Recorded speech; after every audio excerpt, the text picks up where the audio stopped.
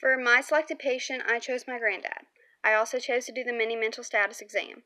The reason why I chose to do this test is because he's been forgetful lately by doing things like forgetting to turn the oven off or forgetting where he puts things like plates, which are always kept in the china closet, and not making sense of being able to organize thoughts. I am interested to see if this exam would reflect any changes that were obvious through the results. This test is appropriate to use because it tests recall/memory, which is something that he has been having trouble with.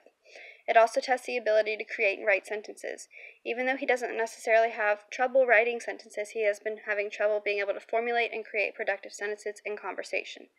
The mini mental status exam tests multiple different components. The first component is orientation. This is like the alert and oriented test that we do to check patients' awareness in clinical.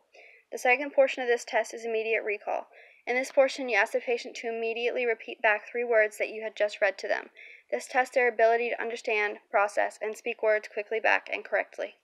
The third portion of this test is attention and calculation.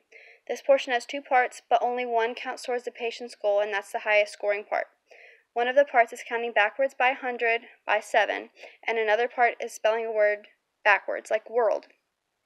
These test the patient's ability to focus and dissect the question and solution correctly. The next part is recall. This is a test that uses the same 3 words from the immediate recall. This tests the short-term memory of the patient. In the next section, the patient is asked to name what objects are shown to them, repeat a phrase spoken back to them, follow commands, ability to read and follow instructions, ability to write coherently, and ability to copy something shown to them. These all test the patient's ability to know, process, and respond to language in different ways.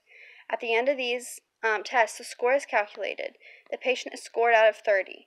Each action is 1 point, except for the attention and calculation test. The highest scoring portion of this test is the only one that goes into the total score.